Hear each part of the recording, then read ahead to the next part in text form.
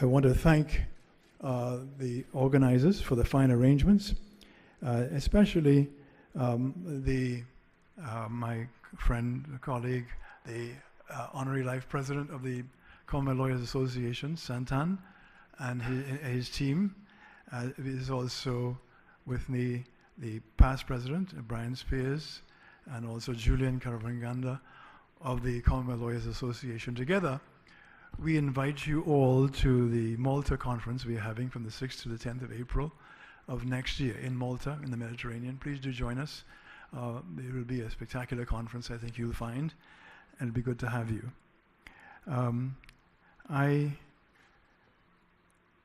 In the midst of chaos, there is also opportunity. Those are the words of Sun Tzu, a Chinese general and strategist. Together, today, we address pressing issues that affect us all, the widening divides within our societies, and the urgent need for innovative approaches to conflict resolution. As we navigate this complex landscape, it's essential to remember that conflict is not merely an obstacle, it can also be a catalyst for positive change. Throughout history, we have witnessed how divisions can escalate into conflicts that tear communities apart. And so, at the heart of effective conflict resolution is dialogue. Yes, meaningful dialogue requires more than just an exchange of words. It demands active listening and a genuine willingness to understand one another's perspectives. We must create spaces where individuals feel safe to express their thoughts and emotions without fear of judgment or retaliation. Consider the power of storytelling and framing. When we share our personal narratives, we humanize our experiences and foster empathy, inviting others into our stories. I reflected on this indeed, as I've just written a book entitled People Power, which is about a human rights activist, one particularly close to me, my late grandmother, who rose from very humble circumstances to raise 4 children. She set up 2 businesses. She financed politicians to go to Britain to ask for the right to independence, the right for women to vote. Women voted for the first time in 1962, and it was because of her hard work. And her story has been told in a book which I've entitled People Power, because there we have from the grassroots people being able to make such an important difference. One of the innovative approaches is Med-Arb, which we discussed at length. Innovative approaches to conflict also involve interdisciplinary collaboration, bringing together experts of various kinds in the process. Technology is also a tool for connection. In our digital age, technology presents both challenges and opportunities for conflict resolution. While social media can amplify the divisions, it can also serve as a platform for constructive dialogue and awareness raising. Cultivating empathy. Empathy is the cornerstone of any successful conflict resolution strategy. It requires us to step outside our own experiences and genuinely consider the feelings and motivations of others. As leaders in our respective fields, we have a responsibility to model empathetic behavior in our interactions with others. Training programs focus on emotional intelligence can equip individuals with skills necessary to navigate conflicts. As we reflect on these innovative approaches to conflict resolution, let us remember that bridging divides is not merely an ideal, it's a necessity for our collective future. Each one of us has a role to play in fostering understanding and promoting dialogue within our communities. let us commit ourselves to being agents of change, individuals who actively seek out opportunities for collaboration rather than division. Together we can transform conflicts into pathways for growth and unity. Dhanyavad, dhanyavadalu.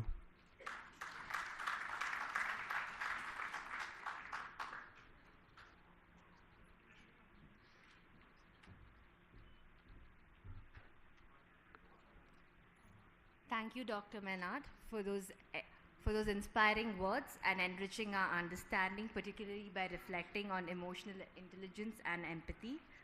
Now, introducing our guest of honor for the day, please join me in welcoming His Lordship Justice AHMD Nawaz, the senior-most judge of the Supreme Court of Sri Lanka.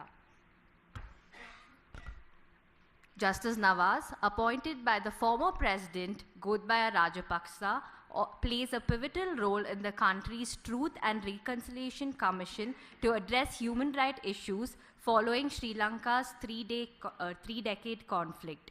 An LLB graduate from the University of Colombo, His Lordship has an outstanding academic record with accolades in oratory and legal excellence from Sri Lanka Law College.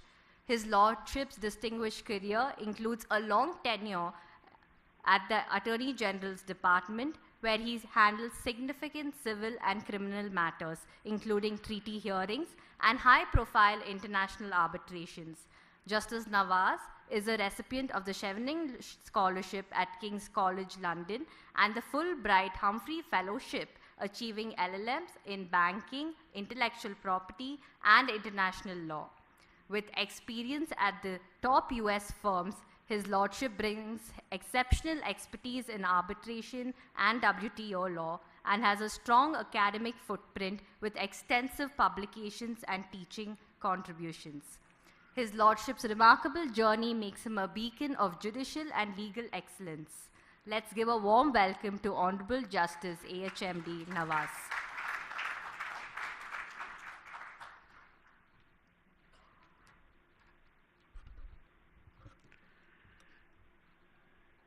Because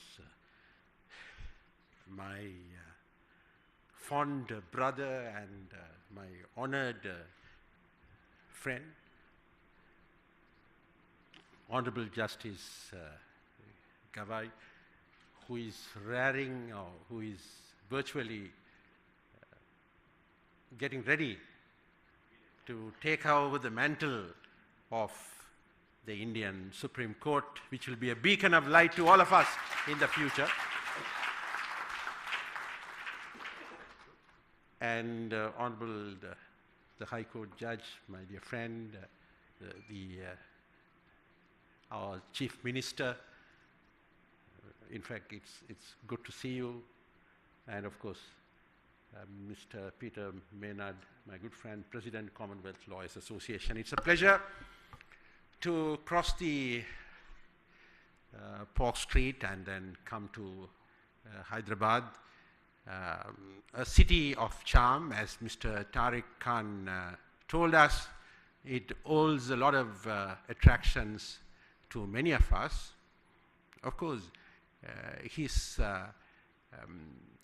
medicinal introduction about how vaccines are produced here brings us close to those memories of how India helped its neighbors by providing medicines during the COVID pandemic.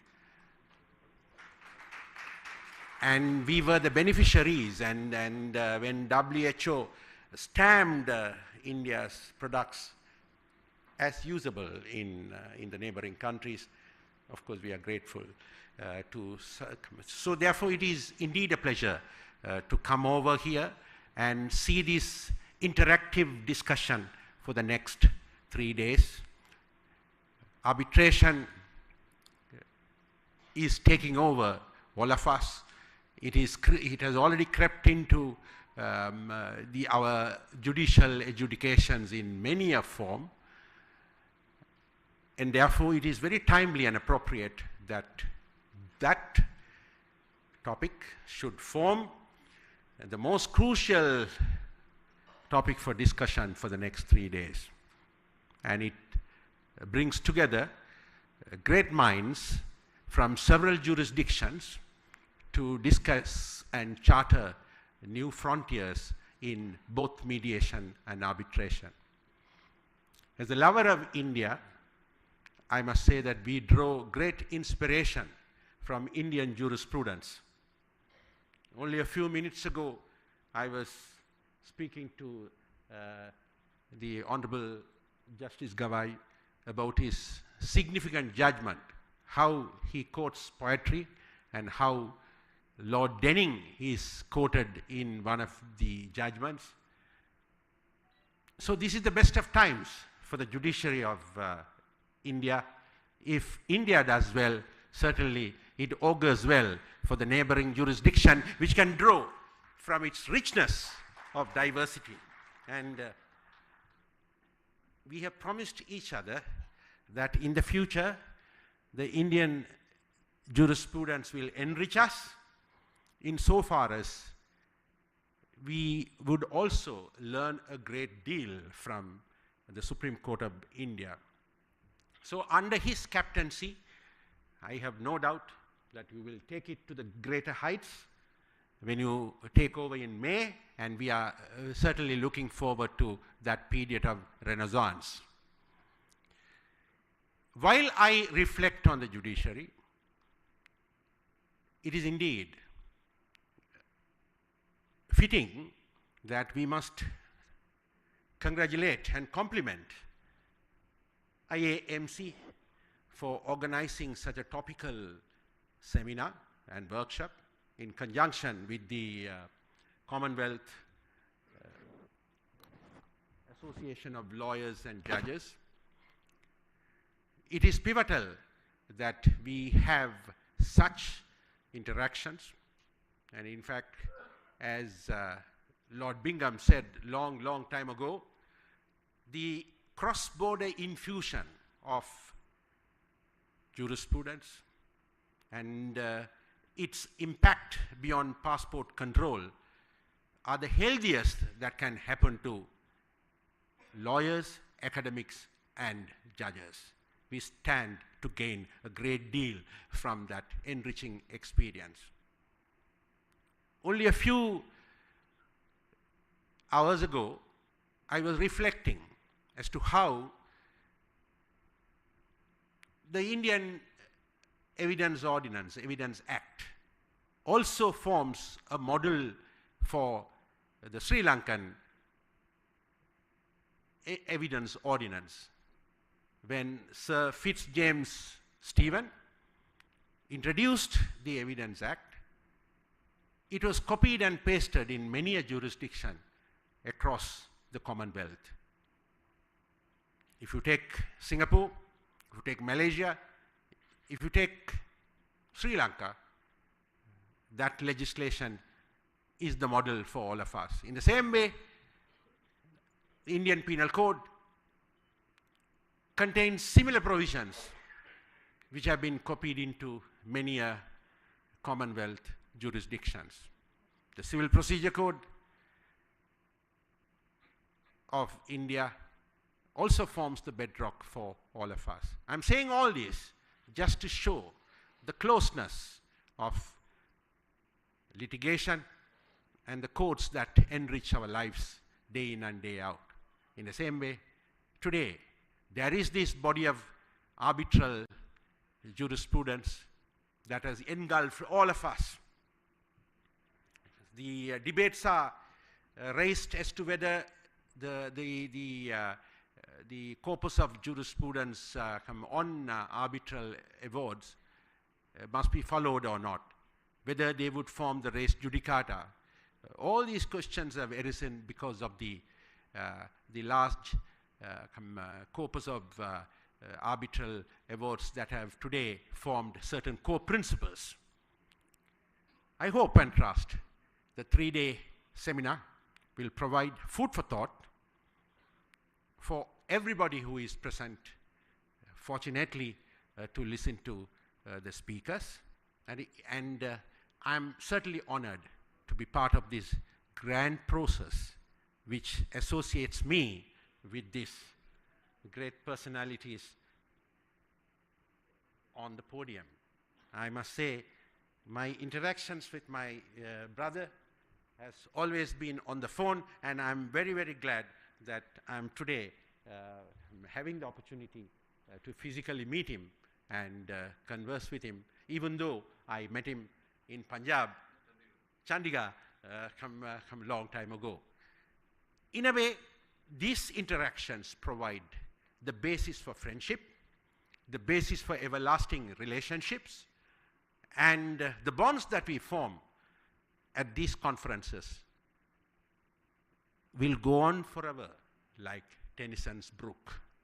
Thank you very much for inviting me, and namaste to all of you. All the best to you. Thank you.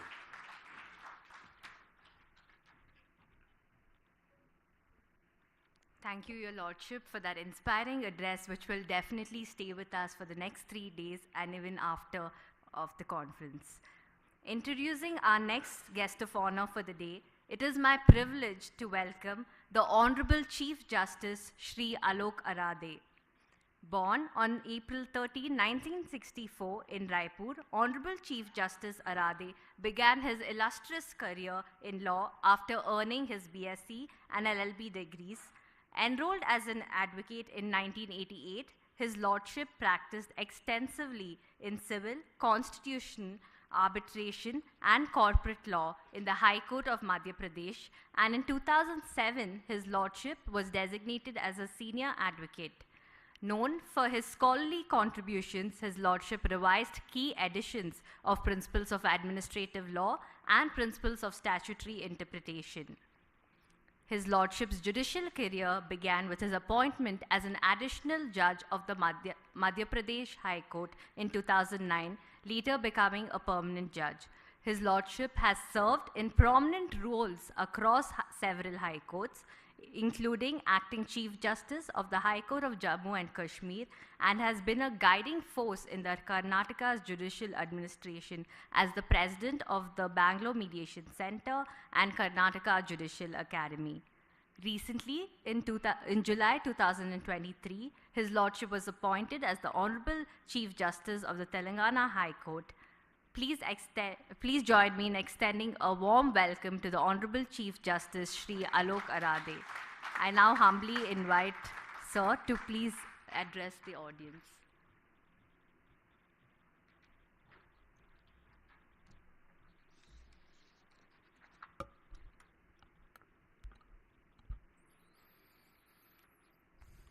Honorable Mr. Justice B.R. Gavai, Judge Supreme Court of India, Mr.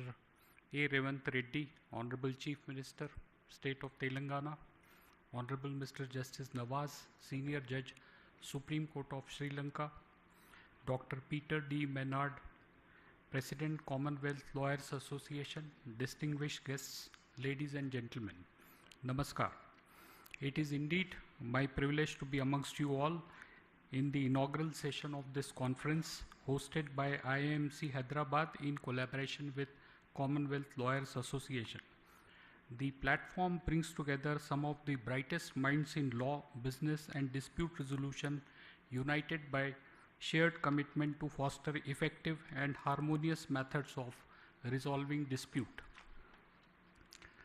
Arbitration model is an innovative approach to alternative dispute resolution which combines the strength of arbitration and mediation to resolve the disputes efficiently and amicably. It provides a structured yet flexible framework which balances the enforceability of arbitration with collaborative potential of mediation. The dual nature of process allows the parties to maintain a degree of control over the process and its outcome. The importance of Med-Arb has been highlighted by the report of high-level committee headed by Honorable Mr. Justice B.S. Sri Krishna, former Judge Supreme Court of India. The report mentions the substantial benefits of Med-Arb process and discusses how the process saves times and is cost efficient. It has been highlighted in the report that process permits the parties to have greater autonomy with a structured timeline. The report further suggests that the time and cost could be reduced up to 30% as compared to traditional arbitration, making it a viable option for business houses aiming to minimize expenditure. The mediation arbitration model has seen increasing acceptance globally. The process is accepted widely in India and Asia due to our country's cultural preference for conciliation and dialogue. The arbitration institutions like IAMC Hyderabad, the international arbitration centers in Delhi and Mumbai have incorporated mediation arbitration process into their services. The Arbitration and Conciliation Act 1996 and the Mediation Act 2023 support hybrid alternative dispute resolution mechanism. The draft amendment to Section 30 of the Arbitration and Conciliation Act 1996 has proposed substitution of the words arbitral award with mediated settlement agreement enforceable in accordance with provisions of Mediation Act 2023. The proposed amendment represents a step towards encouraging settlement without impacting the ability of parties to take recourse to the remedy of arbitration. The Med-Arb model has found acceptance even on a global level. Singapore International Mediation Center and Singapore International Arbitration Center have collaborated to offer mediation arbitration protocol, which is a huge success. The key reasons are strong legal framework, institutional support, and recognition of mediated settlement in international arbitration under the UN Convention on Mediation. In Australia, mediation arbitration is generally a flexible option which offers smooth transition from mediation to arbitration. The process starts with a mediation phase, and if the parties reach a stalemate, they can transit directly to arbitration with some neutral third party or appoint a new arbitrator. In Tanzania, Med-Arb has found a unique application in labor disputes. The labor institutions mediation and arbitration guideline rules legalize Med-Arb with mediation mandatory before the arbitration can proceed. This structured process ensures that labor disputes are handled efficiently while giving parties a strong chance for resolution at each stage. The Med-Arb process promises an efficient hybrid dispute resolution mechanism. However, the success depends on addressing several cultural, procedural, and jurisdictional hurdles.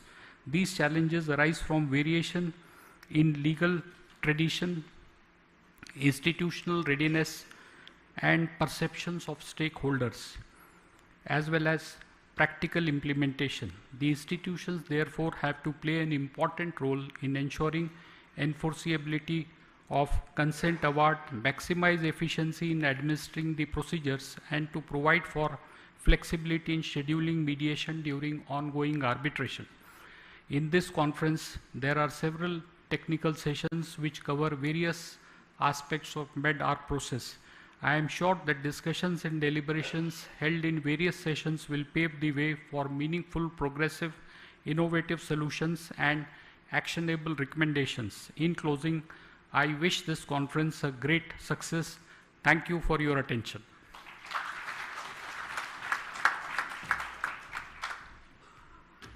We are truly grateful, Your Lordship, for sharing your invaluable and thought-provoking insights covering significant steps that have been taken by various Commonwealth countries.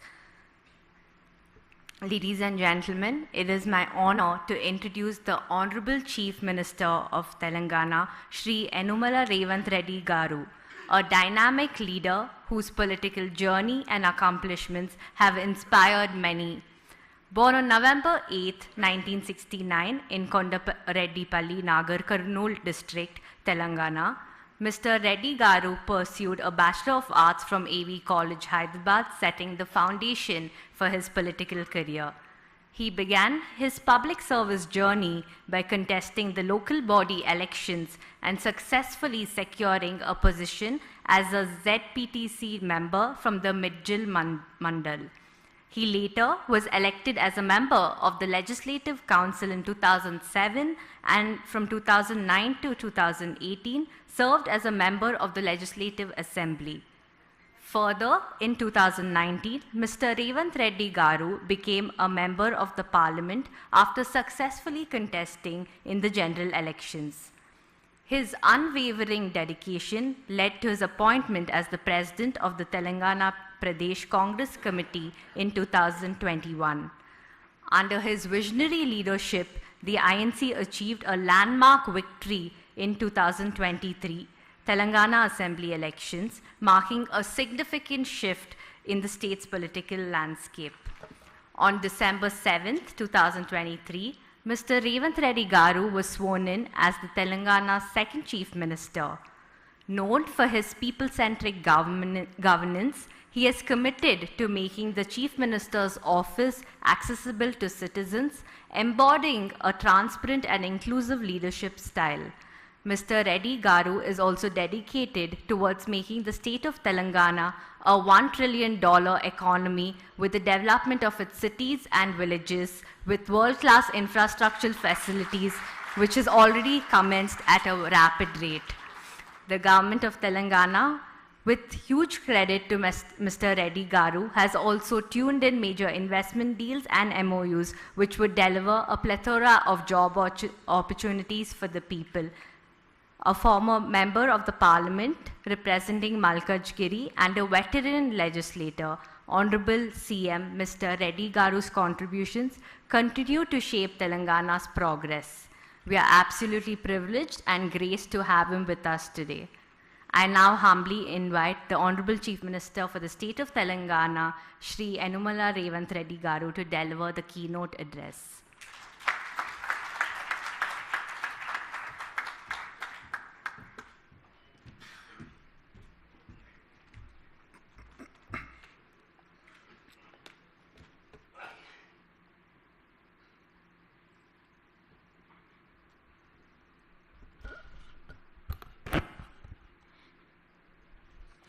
Good evening.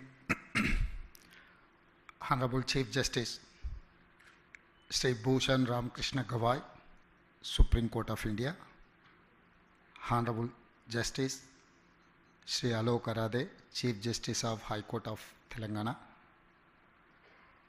Sri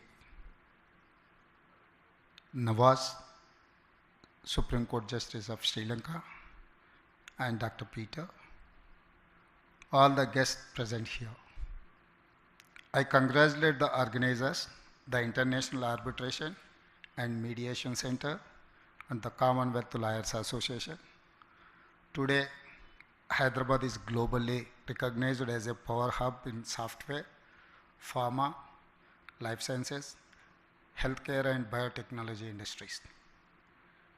With new initiatives like Future City, AI City, Hyderabad will reposition itself as a global leader in future technologies. To facilitate this, we need world-class ecosystem and effective dispute resolution mechanism. Judiciary is the cornerstone of our democracy. But there is a big issue before judiciary, huge backlog of cases. India needs alternative dispute resolution mechanisms to help reduce cases pendency and ensure justice which is fast and efficient. Hyderabad is proud to be on global arbitration map next to Singapore and London. For this, we are thankful to the International Arbitration and Mediation Center. Today, if we can combine mediation and arbitration for quick dispute resolution, business will no longer see disputes as a bottleneck for making investment quickly. IAMC can help not only Hyderabad and Telangana, but entire India. I have a request for all of you. Good practices of mediation and arbitration should be not just available to global investors, big corporations and governments, but also to common man, poor people, especially the weakest sections. I hope we will soon see another conference on how to make ADR methods available for common and poor people, and more resources allocated for taking up pro bono cases. Finally, I wish this conference great success. It is in such gatherings where transformative ideas are born. My best wishes to all of you. Thank you.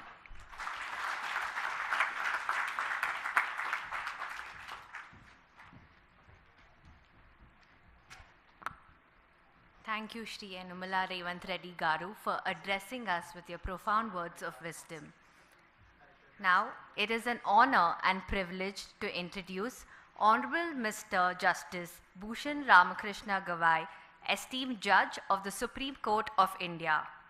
Born on November 24, 1960, Honorable Justice Gawai began his legal journey in 1985 and soon established a strong practice in constitutional and administrative law, initially working with renowned Advocate General Raja S. Bonsale, practicing extensively across the Bombay High Court, particularly its Nagpur bench. His lordship served as counsel for major municipal bodies and corporations in Maharashtra.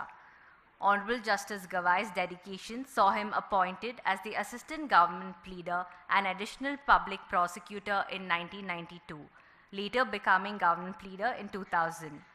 Elevated as a judge of the Bombay High Court in 2003 and confirmed as a permanent judge in 2005, his lordship presided over cases across its benches in Mumbai, Nagpur, Aurangabad, and Panaji.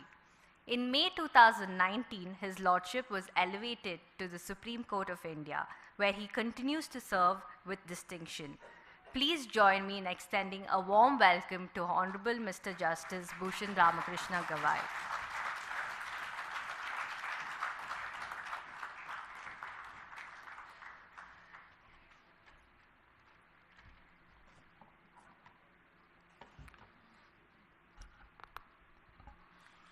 Honorable Justice, Honorable Shri Anumalu, I'm sorry because we always have judges on the podium and therefore Honorable Shri Anumalu Revanth Reddy Garu, the Honorable Chief Minister of Telangana, my dear friend from our neighboring Supreme Court, Honorable Justice Nawaz, my dear friend, old friend from my neighboring state, Justice Alok Aradhya, the Chief Justice of High Court for the state of Telangana, and all my esteemed brother and sister judges from the Telangana High Court. Dr.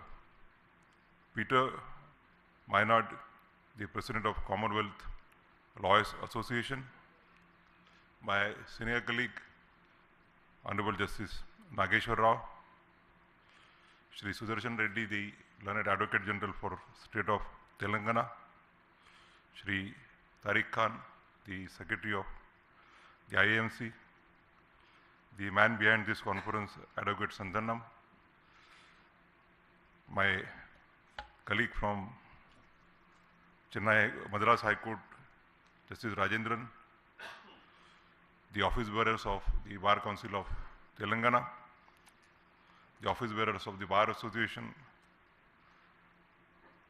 There are many senior advocates and advocates who have come from Supreme Court of Delhi, the lawyers from Hyderabad, the participants from different states of the country and also the Commonwealth countries, and all my dear friends. At the outset, I thank the organizers, the IAMC and the Commonwealth Lawyers Association, for organizing this conference and giving me an opportunity to be with you this evening. As a matter of fact, Honorable Justice Nageshwar Rao had issued a command to me about 6 months back that I should reserve this day for Hyderabad, and around I was to come on 23rd, but 2 months back when Mr. Sanathan met me at Kumarkon in Cochin for a conference. He told me I have to come on 22nd and not 23rd. So I had to rush after finishing the court work. I'm really grateful to the organizers for giving me this opportunity.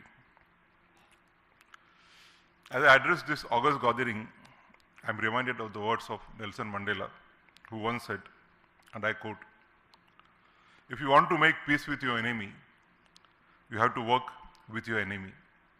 Then he becomes your partner," unquote. These words, though simple, encapsulate the ethos underlying meditation and arbitration.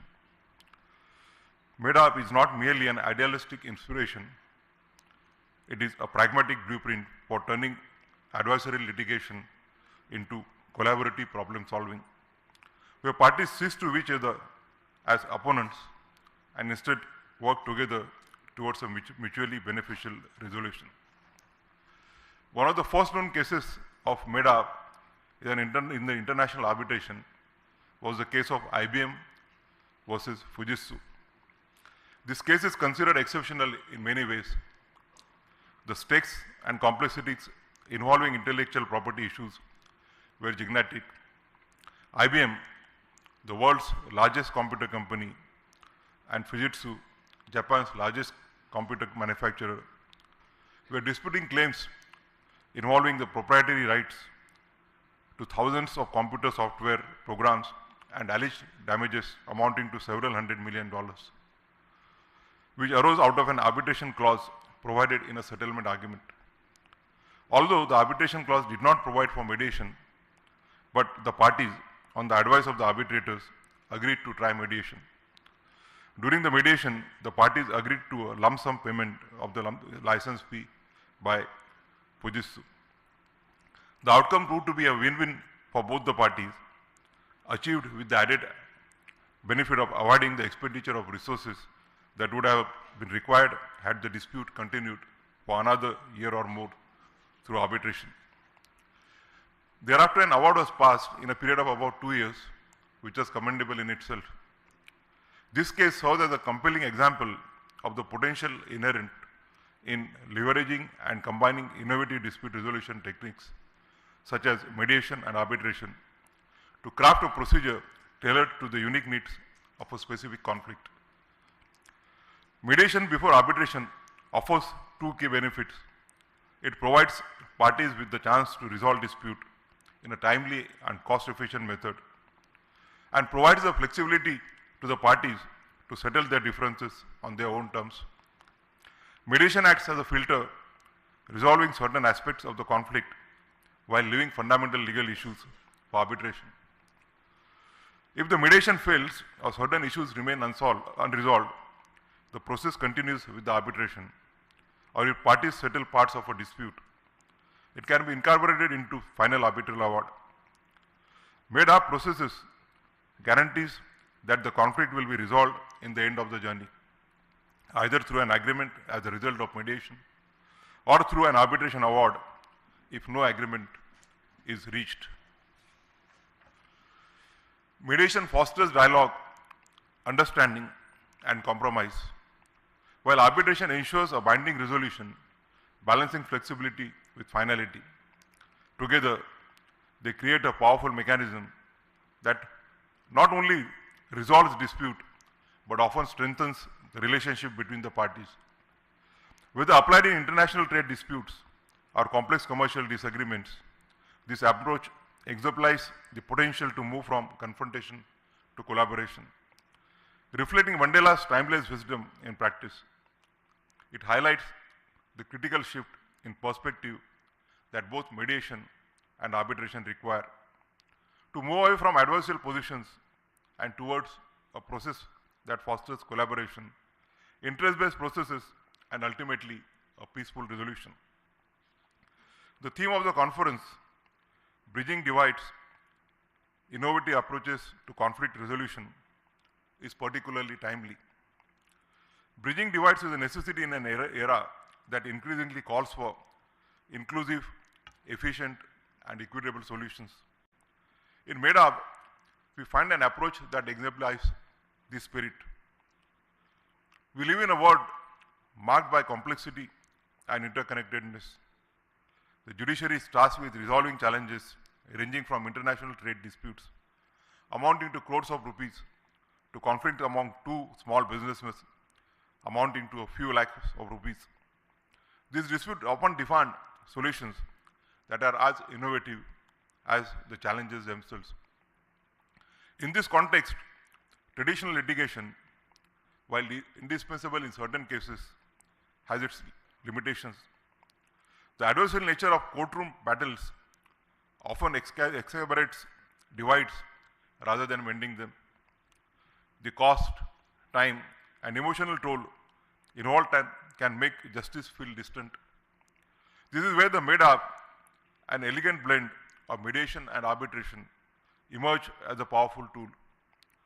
By combining the flexibility of mediation with the finality of arbitration, it offers a dynamic framework capable of adapting to the unique needs of each dispute. Section 30 of the Arbitration and Conciliation Act 1996 states that the arbitral tribunal may, on the agreement of the parties, encourage the settlement of the dispute through mediation, conciliation, or other processes at any time during the arbitral proceedings. If the dispute is settled, the arbitral tribunal may, on the parties' request, record the settlement in the form of an arbitral award on agreed terms and terminate the arbitration proceedings. Since I have taken over as the executive chairman of NALSA, recently I have updated myself with the latest statistics on cases resolved through mediation, which reveals that mediation is already a success story, and with the huge potential that it has, it will be a matter of time that it is widely adopted. Statistics demonstrate that 1,47,513 cases were successfully resolved through mediation between April 2023 and March 2024. An increase of 2,000 cases compared to the period between April 2021 and March 2022. This steady growth underscores the growing acceptance of mediation in India. Recognizing this shift, the Government of India as well as judiciary have also taken significant steps to institutionalize and promote mediation. The Government of India passed the Mediation Bill 2021 in August 2023, marking a pivotal moment in the evolution of alternate dispute resolution in India. With the presidential assent in September 2023, the Mediation Act 2023 became the nation's first standalone legislation on mediation. More than 1,000 cases were resolved through special Lok Adalats set up by the Supreme Court. This demonstrates how ADR can provide efficient, cost-effective, and amicable solutions, reducing the burden on courts and ensuring faster access to justice for citizens. The Government of India has been actively addressing the practical challenges associated with arbitration and has undertaken significant amendments to enhance its effectiveness as a mode of dispute resolution. Key amendments were introduced to the Arbitration and Conciliation Act in 2015 and 2019, reflecting a concerted effort to refine the arbitrational framework. Government has also taken various steps, has set up experts committees, and has been promoting the cause of ADR and not just arbitration in India. A significant milestone in India's arbitration journey is setting up of a specialized arbitration bar called Arbitration Bar of India, which I have learned is taking various initiatives to inculcate best international practices in Indian practice of arbitration. The Indian judiciary has also played a pivotal role in supporting arbitration. Many of the amendments over the years have drawn inspiration from judicial pronouncements and discussions. In several landmark judgments, courts have reinforced the sanctity of arbitration agreements and reaffirmed the finality of arbitral awards. Additionally, courts have adopted a stricter approach towards injuncting arbitral proceedings, ensuring such interventions are not granted routinely. The judicial stance has provided greater certainty and stability to the arbitration process, bolstering parties' confidence in its reliability as a dispute resolution mechanism. These practices These proactive measures by both the government and the judiciary have significantly contributed to promoting mediation and arbitration in India. And I am hopeful that with the collective efforts of legal professionals, the judiciary and the government, Med-Arb can also emerge as a preferred dispute resolution mechanism, combining the best of both mediation and arbitration to deliver efficient, fair, and amicable outcomes. Bridging divides also requires us to bridge the gap between tradition and innovation. We must embrace the transformative potential of technology, artificial intelligence, and cross-disciplinary approaches to reimagine justice delivery systems. By integrating these advancements, we can create mechanisms that are not only efficient, but also more accessible and adaptable to the diverse needs of the society. One of the significant innovations in dispute resolution is the rise of online dispute resolution. ODR extends the principles of traditional dispute resolution, such as mediation, arbitration, and negotiation, into the digital realm. Other technological advancements are the adoption of hybrid hearings and the real-time transcription services.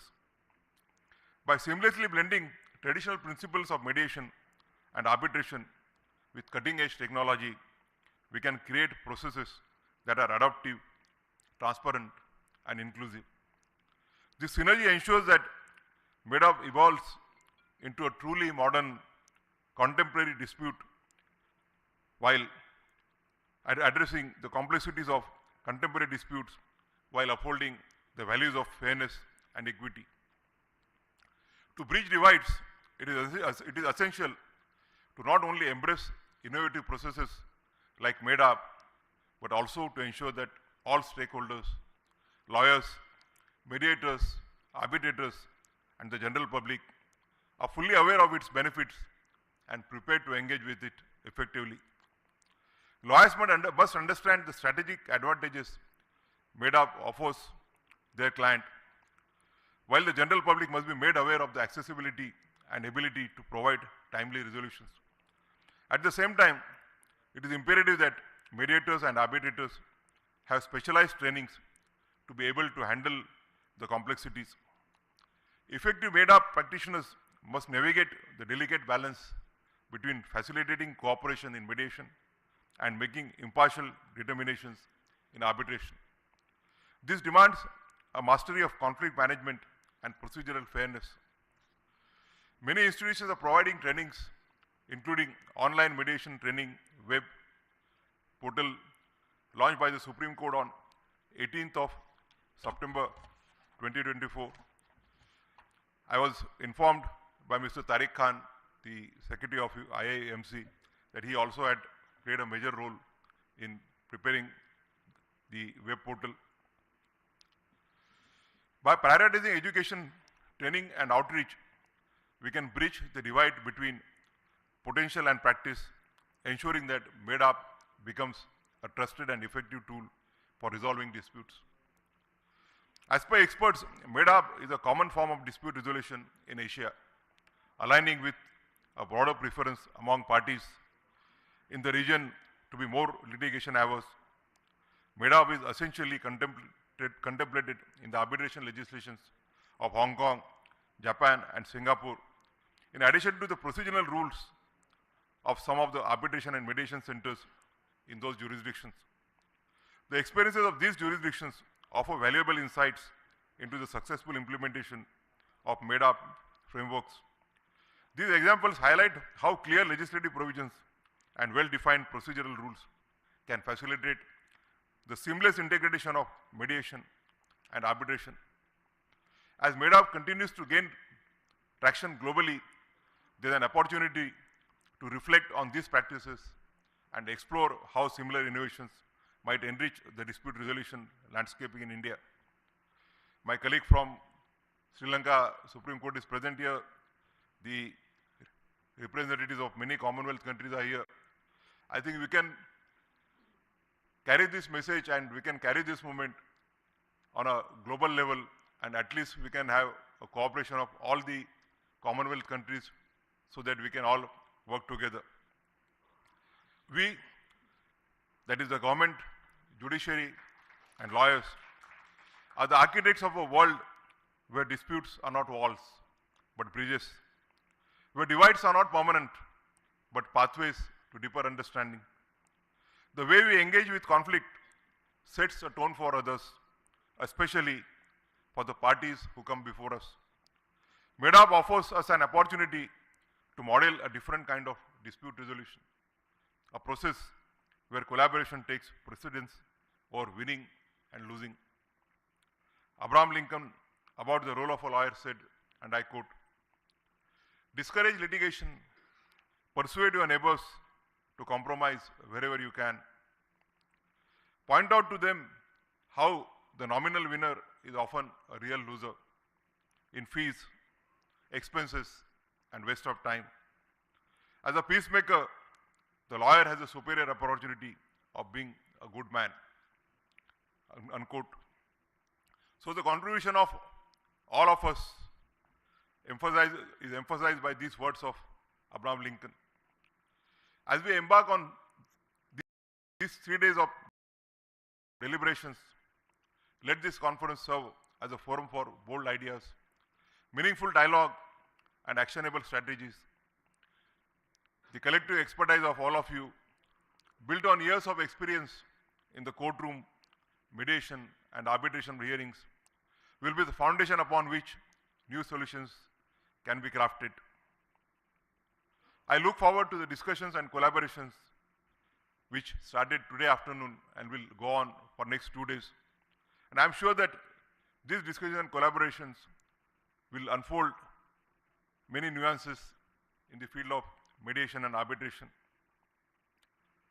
Since this is an inaugural function, I would like to stop at this. You have been attending working sessions from afternoon and also have to undergo the sessions for next 2 days.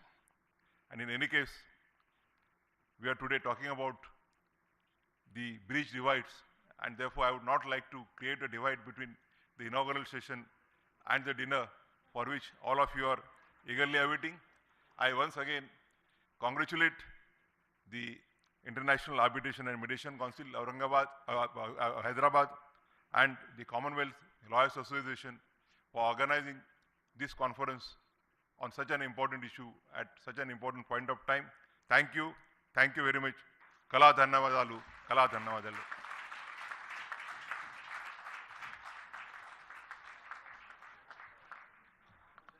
Thank you, Your Lordship, for addressing us with your profound words of wisdom and eloquently outlining the blend of mediation arbitration model as a unique and much needed dispute resolution mechanism. May I kindly request all the dignitaries to please step forward for a picture.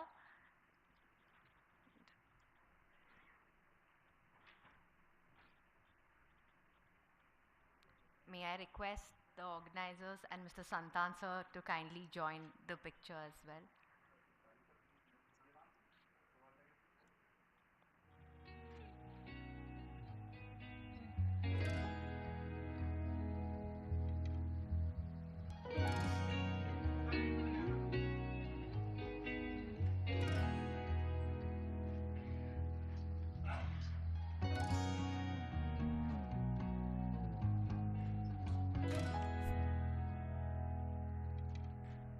So we have a request from the IAMC team as well to quickly join.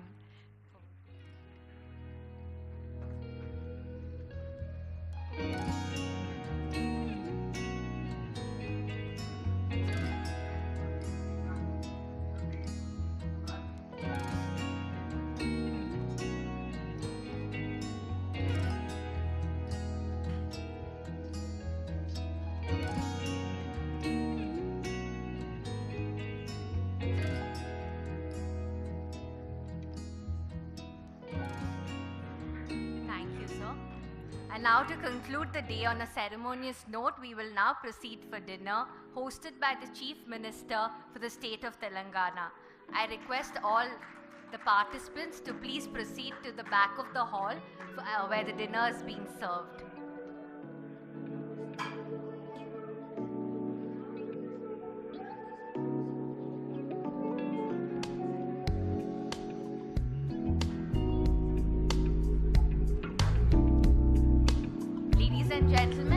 request you to please proceed to the back of the hall where the dinner is being served.